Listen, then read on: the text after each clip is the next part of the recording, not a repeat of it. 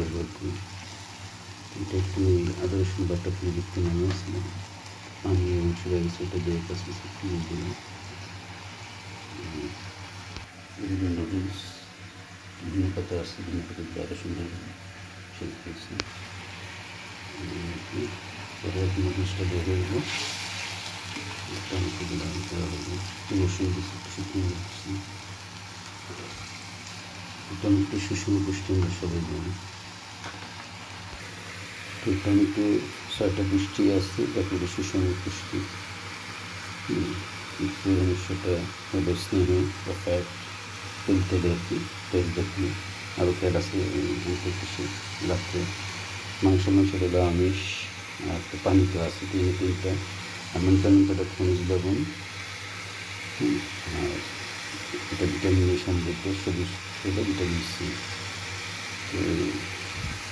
তাহলে ফ্যাট, মাংস হলো আমিষ বা প্রোটিন, শর্করা তো আছে, মিষ্টি জাতীয় অংশটা, অংশটা হলো খনিজ লবণ, লবণ, আর পানি তো আছে, আর ভিটামিন 6টা পুষ্টি।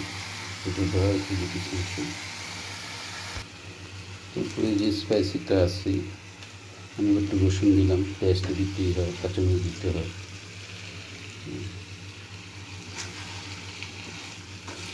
সুষম পুষ্টি বা স্প্যাগেটি শীতের দিনে আসতে পারে, গরমের দিনে একটু এক্সপায়ার্ড এবং আমিষ দুইটা বেশি তাপ উৎপন্ন করে। খেতে তো হবে, বাস্তব আমরা জেনে না জেনে তো খাই, তবে একটু বুঝে খেলে ভালো পুষ্টি যোগান হতে পারে। এটাই হয়। তেল শীতের দিন বাড়া দিতে হয়, আর এই দিন একটু কম, সমস্যা নেই। শুকনো মরিচ দিচ্ছি সবকে, এটা একটু স্পাইসি, টনিকের কাজ করে। যত স্পাইসি সব টনিক, শরীরের বিভিন্ন চর্মরোগ, বিভিন্ন অ্যালার্জি জাতীয় এটা বেশ কাজ করে। রক্ত পরিষ্কার, হলুদও দিই। আমরা এভাবে চেষ্টা করবো সবসময় একটা ডেলিশিয়াস সবজি নুডলস। আমি একটু পটল দিতে চাইছি বা কাঁকরোল দেওয়া যেতে হবে, আর গরুটি সবচেয়ে সুন্দর হয়, ডাবলি গুড, পুষ্টি। আর এই যে শর্করাটা, নুডলসের যে শর্করাটা, এটা যেহেতু জলীয় অংশ কম, ভাতের মতো তৈরি, শরীরগত রসালো করবে। ধন্যবাদ।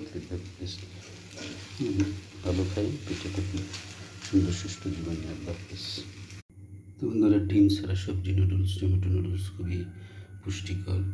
তো ডিমটা সাশ্রয় এবং হলো, কিন্তু ডিমটা সংরক্ষণ রাখলে পরে একটা তরকারি না থাকলে খাওয়া যায়, জন্য ডিম সংরক্ষণ রেখে আমরা একটা সবজি বাড়া যায়, কাঁকরোল, বরবটি, মটরশুঁটি, টমেটো দিলে খুব সুন্দর একটা নুডলস হয়। ধন্যবাদ।